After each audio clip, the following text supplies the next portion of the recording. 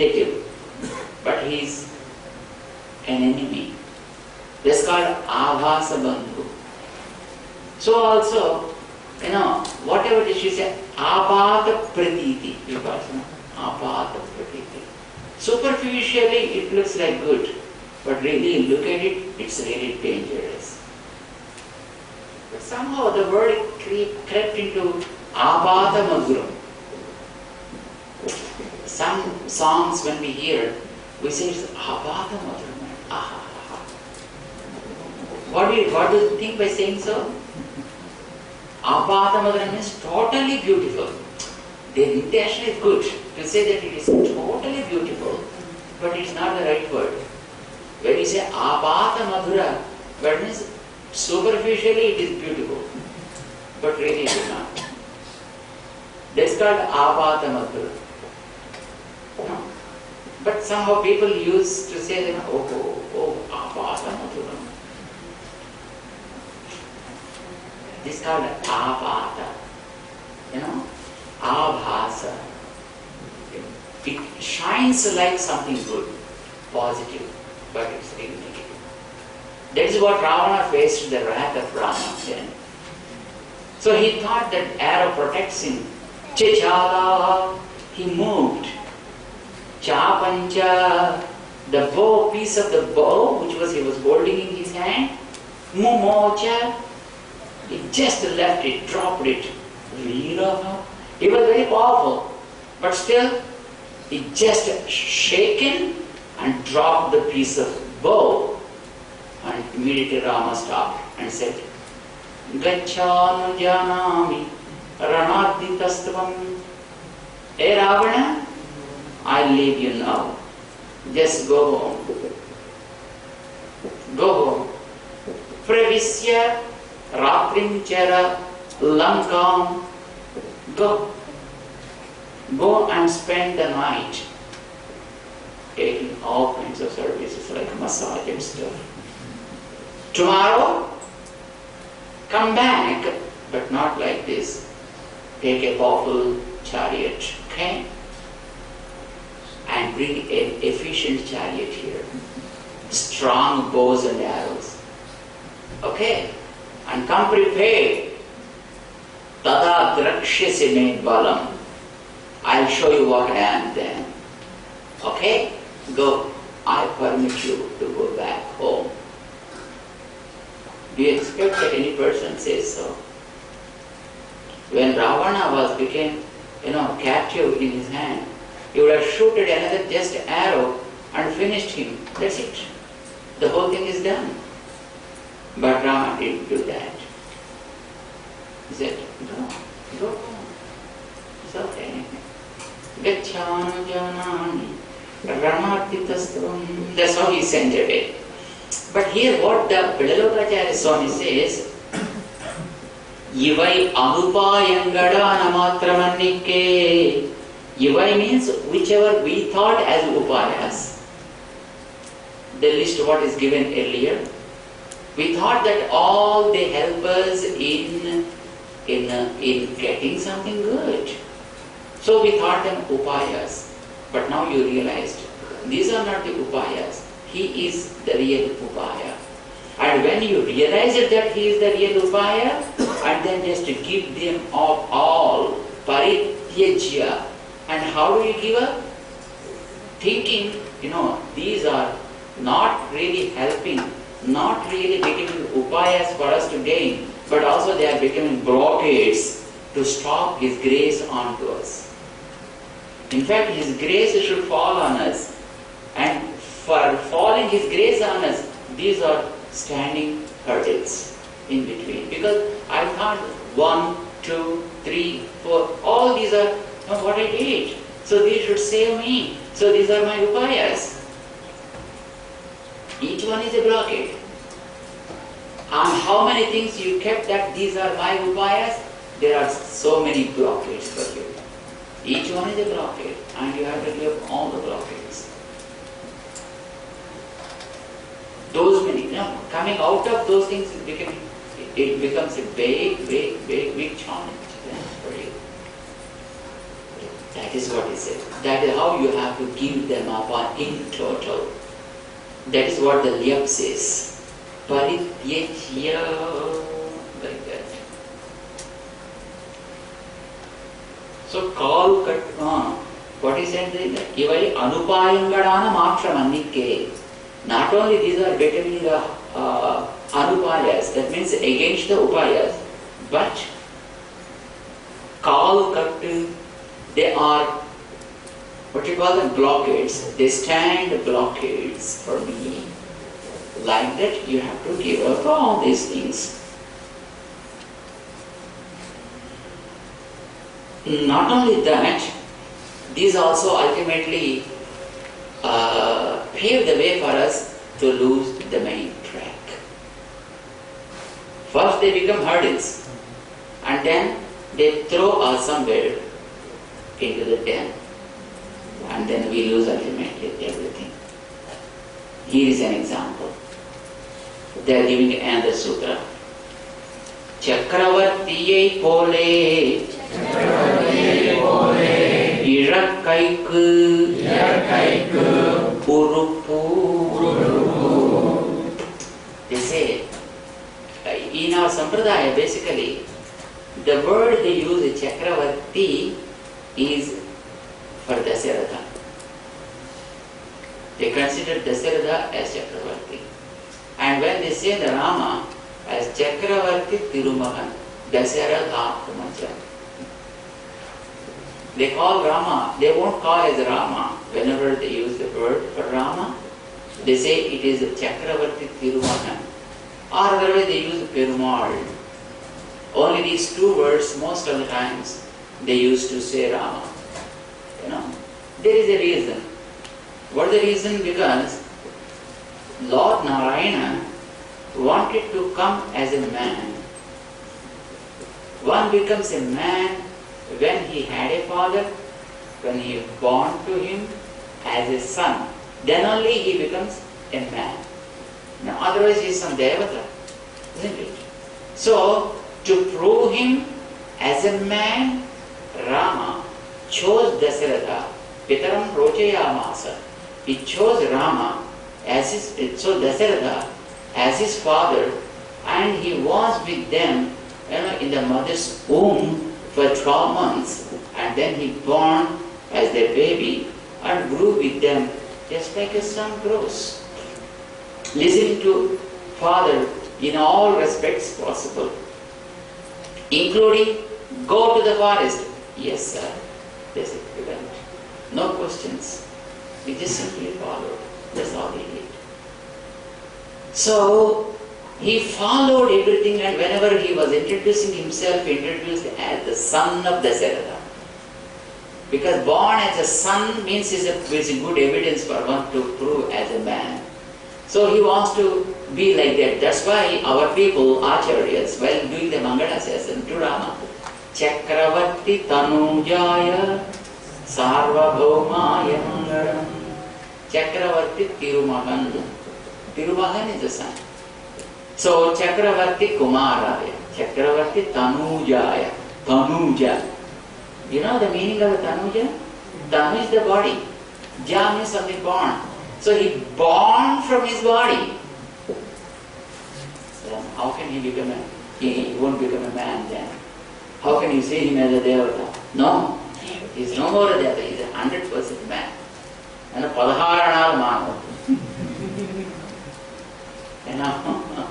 He is a 100% human being. That's how he wanted. So basically, Chakravarti is the word given for Dasaratha. So here he says, Chakravarti pole. Dasaratha faced a fate. What is the fate he faced? He lost his son. He lost his son. What he lost? In fact, everybody adorned Rama was a dharma walking. Ramo Vigrahavan Dharma. Rama is personified dharma, and just as a mobile dharma. For whom probably, I think Dasharatha would have done anything, anything. But what he relied upon is something different. He thought, I promised to Kaika 2 boons, I should stand for them.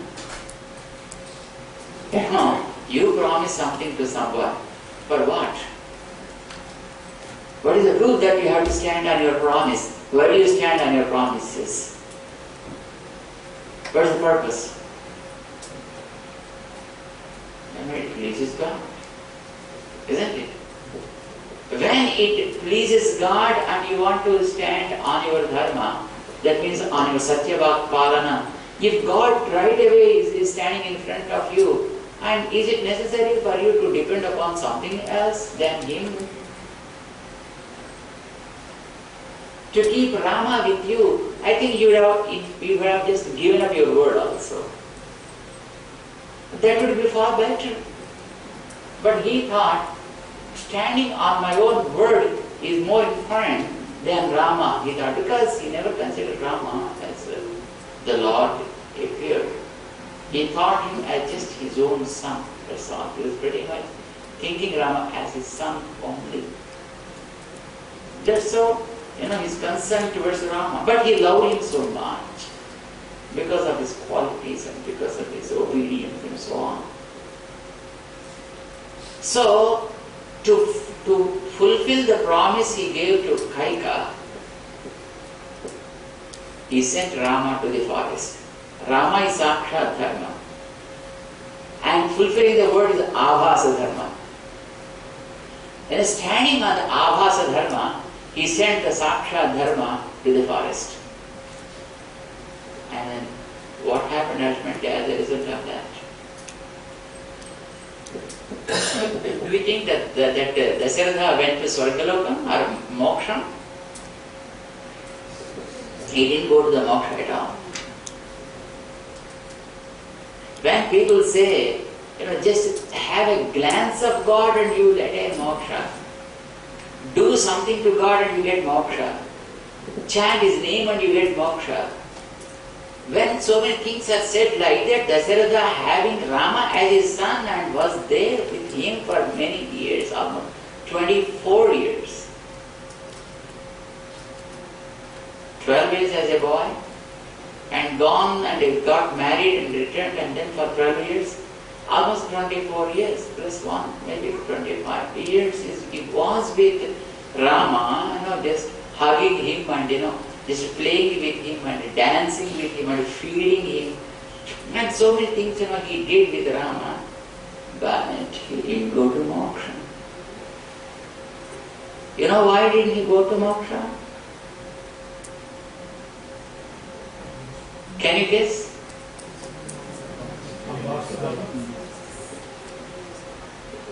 He left the home. He left the home.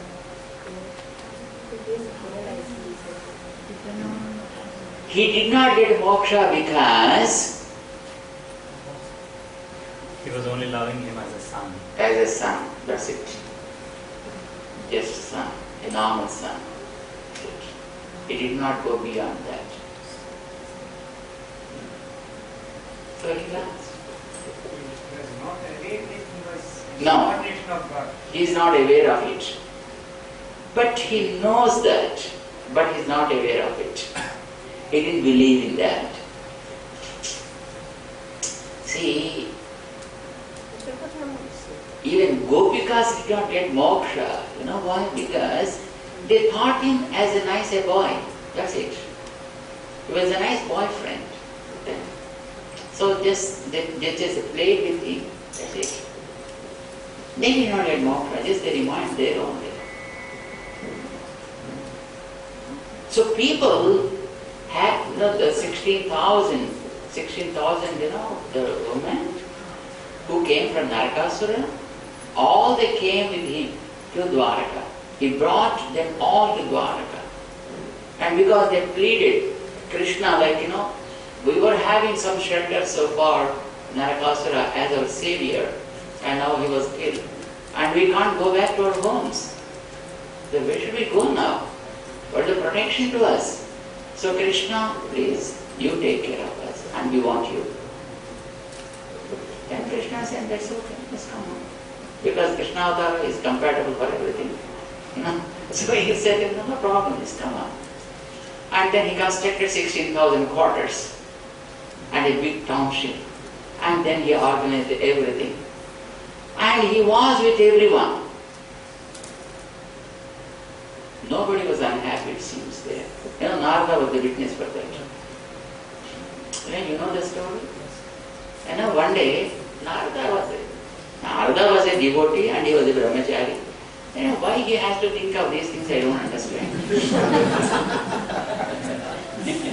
He started thinking, how this Krishna is able to manage all the 16,000. I think probably many must be unhappy with Krishna. So let me check. Whoever is unhappy. Why he has to think about all these things and I don't understand. So one day, early morning, he started, checking. And he went to the first quarter. And then he knocked the door. And there it is a Krishna who opened the door. And then he said, hi! Then he came and just opened. My God, you are here, Krishna? Okay, I found you. Okay, I came to just wish you good morning. Just take care. And then he went to the next quarter. And he thought next quarter lady must be crying. Because Krishna is not there. And then he knocked the door. And there he was doing the yoga practices. Oh God, you are here? I want to wish you Krishna good morning. And then he went to the third quarter and he thought definitely she must be crying. And when he woke, when he knocked the door, it is Krishna who was just brushing. And in the next quarter he went and he was taking shower. And in the next quarter he was doing the Sanyamanda. And next quarter he was doing the Aradhana. And the next quarter he was just sitting for the breakfast and said, come on, join the breakfast. He invited Narada also with him. So in each quarter he visited from morning to night. And wherever he gone, and whatever the activity of that particular time, Krishna was there with that activity in that quarter.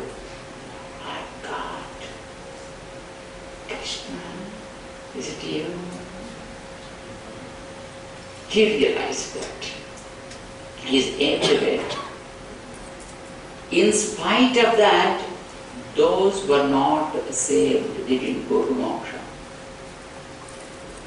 You read Bhagavatam, you understand the last part of the 10th skandha. Understand that. They thought him just as a protector. That's it. And just they enjoyed with him as a common people enjoy. That's it.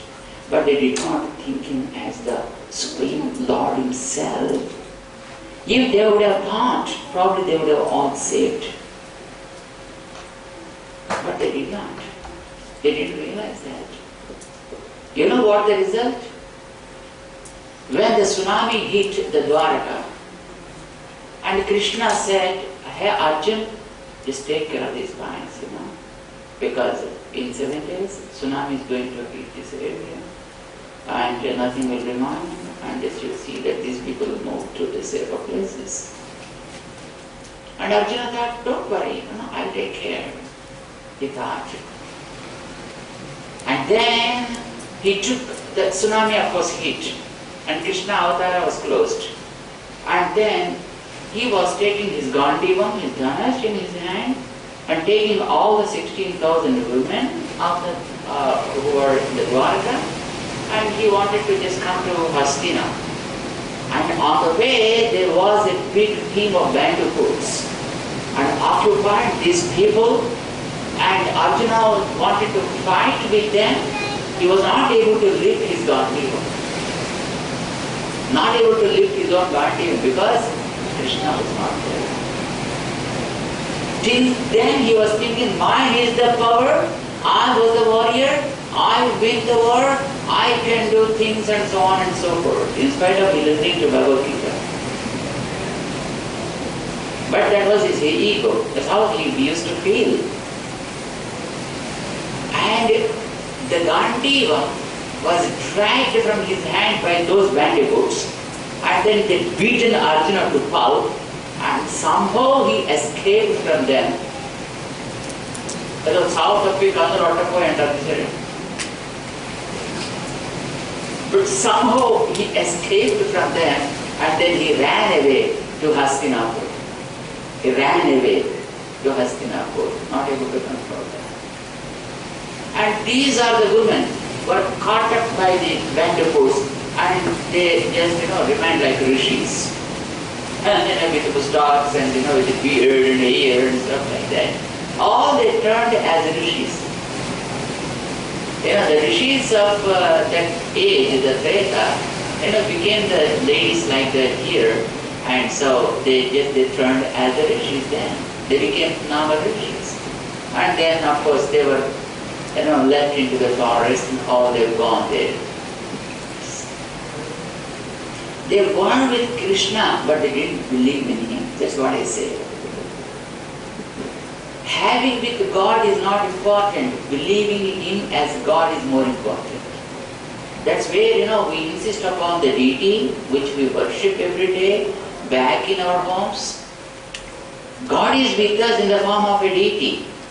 But we don't believe in him. We think it is it's a divine toy.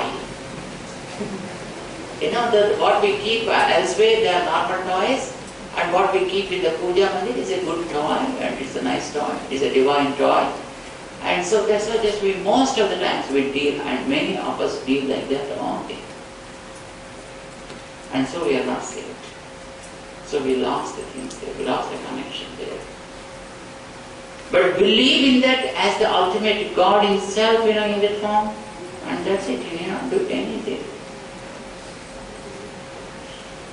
So Dasharatha did not believe in the real Upaya, who is growing with him, with his butter and with his milk. But he believed in the Abhasa Upaya, in the Abhasa Dharma. This is the truth word. That is what he thought now. Because I promised, I should stand on my promise. How can I deny that? And thus he just sent Rama to the forest. But as a result of that, he didn't go to the moksha at all. Only just he went to the Swargaloka because he was great, because he was righteous. I have one doubt. Keep it in your mind. And when Ravana was killed, when all the devatas came there, because Dasharatha is also one among them now as a devata, who are having just 30 years of age. And then Dasharatha also came there and just appeared. And then, people showed, hey Rama, that is Dasharatha. That's your dad. Go and prostrate before him. And Rama thought, is he? No, he's younger than me. Because by the time Rama is almost 40-year-old, right? 12 and then 40. 24, 38 years, almost it's done. So that means he is just looking just a very 30 years boy. And Rama went and did namaskar and said, And then Dasharatha said, I didn't understand the plan of devatas is so tricky, my Rama. Kaika was so stubborn on that day, probably not because he was stubborn. She was stubborn because it is the devatas who imposed on her and made her to ask such things. Probably that is the reason. Oh my God, how big plan is there behind. I didn't realize. But anyway, everything went on well. So ask for some boon, I give something to you, he said. Boon? That's okay. Rama said, that's okay. The father, that day, when I was seeking for permission from you, and you were cursing Kaika, saying, I don't accept you as my wife. I don't accept Bharata as my son. I don't receive any alms if Bharata offers to me. That is a curse you threw on them. Withdraw that. That's not good. You withdraw that. Accept him as your son. And accept all the alms, whatever he offered. And accept Kaika, as your spouse. That's what I want, Father. And said. When all the devatas have gone, Dasarada also has gone along with them. And probably after that he must have gone to moksha. I don't know that. But there's nowhere mentioned anyway. This is what we need to understand. So the Abhasa Dharma, which Dasarada thought saves him, it did not save him and it did not help him to go to moksha, but it became an obstacle and reversed him in going to moksha and brought him back somewhere and put him as just a devata in Swargaloka. Finish. Just like an ordinary person, someone. Having Rama as his own son, sure, that was his fate. So that is what the Pilaloka says. Chakravarti pole, just like the Dasarada Chakravarti, Irakaiku Urupu. It paves the way to lose the main track. What? He's talking about what? When you lose the Sakshat Dharma and depend upon other dharmas as they save you, as their upayas. That's what it says. So, whatever you have in the world, in the scriptures, with the auxiliaries, all they are not upayas, but anupayas, and they are obstacles. So, don't keep any kind of attachment with your thought process on them. Just give away all that and think it is only the Lord who is the real upaya, is able to give everything, and just the upaya tva buddhi, what I said, the upaya tva buddhi you need to keep only on me. That's what he said. Only on me. Mam Braja. That's all he said. So ultimately, 2 words were described so far. What are they? Sarvadharman and Parityajya. So in these 2 things, no dharmas that are recommended for worldly things are discussed at all. You understand? Whatever the dharmas recommended for worldly attainments were not at all touched. Only those dharmas were touched which were described as the means for attaining moksha or for getting rid of karmic bondages were discussed. Understand? This is what they are discussing about. But all the pravritti dharmas for moksha were discussed. That's one point which we need to remember. And then second thing, it's not what you have to give them up in total. You should not stop them. Few of them are just like Ishta sadhanas. That means that whatever you want, you desire, and few are to fulfill them. And few are anishta nivartakas. And whatever you don't want, that they are just to give them up. So few are Ishta sadhanas and few are anishta nivartakas. And few are auxiliaries. What you call them as anga karmas. Right? The auxiliaries. But few more are also there as they give you the eligibility for performing the karmas. Just like snana. Snatva punjida, stitva arghyan dadya, standing, while perform. These are not actually the upayas. There are auxiliaries. But these are some activities which make you fit for adopting the auxiliary or main karmas. So they are called arhata apadakas. They give you the eligibility. These are all included in this dharma. Sarva, dharma and plurality. And while giving up also, you have to give up with all those things, as if that you kept the wrong thought in the, thinking them as the upayas on wrong things. And also on reversible things. And you have to give them up so that they won't turn back to you. And with all the shyness, not to touch them again.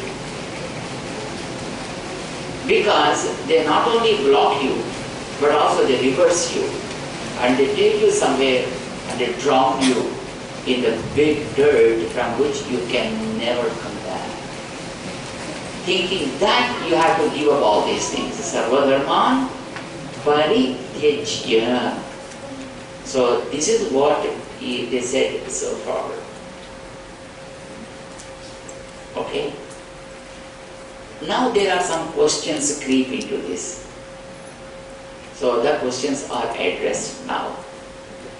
In just a few sutras. Like, when they said, dharma, sarva dharman parityajya. When they said, give away all the dharmas. And what does it mean? When somebody said, just give away all the dharmas. That means? No. Perform all the dharmas. Don't you think that it comes like that? It is underlined. See, when he said dharman parityajya, give up all the dharmas. Dharma means adharma nivritti and performing the dharma. That's what you call dharma, right? But when you said give up that, then the adharma nivritti is there, denying the bad practice and then promoting the right practice. And you said ultimately give up that. That give up that applies to two places. Give up dharma and give up nivritti. Because two negatives make a positive, right? So when the adharma nivritti, that means not doing the adharma, give up. When you give up not doing adharma means what is happening then? Do adharma. So some people, though it never comes like that anyway, but verbal presentation has some kind of problems. Oral presentations also have some kind of problems. The attorneys basically are well trained in those things. As how you can just pick up something and make a big issue on the suit and then you get a lot of money and so on and so forth. But for the sake of argument, some people came up and said, hey, when you said that adharma nivritti purvaka dharma pravritti should be given up, then the dharma pravritti is given up. Adharma nivritti is given up. Then the nivritti is given up, adharma is now standing as the leader. And you have to correct all the adharmas. Whatever is prohibited, I think you can do everything now. Because the lock which you kept earlier was removed. As the doors are kept open, in a place where the mean animals move like dogs and stuff, who are not here in this country, but in our countries, where the animals just keep moving here and there free with the dogs and stuff. And when you keep the doors open, what happens? They simply enter the house. So in the same way, when you kept the doors open by removing the nivritti, and then adharmas can be done now. You can drink, you can eat, you can move, you can play, you can do anything. Isn't it what is said? Somebody came up asking a question and it is answered in just 4-5 sutras by Pedalokacharya Swami, and with that we proceed tomorrow. But so far we discussed one line out of 4. Sarva dharma parityajya, and then ma ekam saranam praja. And we discuss about all these things tomorrow morning after the Tirthavastri is over. Jai Srimanarayana. Lokacharyaya Gurave Krishna Padasya Sunave Samsara Bhogi Sandashta Jiva Jivatave Namah.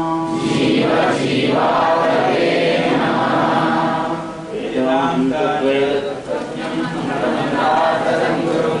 Srimannarayanacharya Ramanujatim Bhade Kasyavadvaya Sanjatam Narayana Padashritam Srimannarayanam Vande Ishwarasya.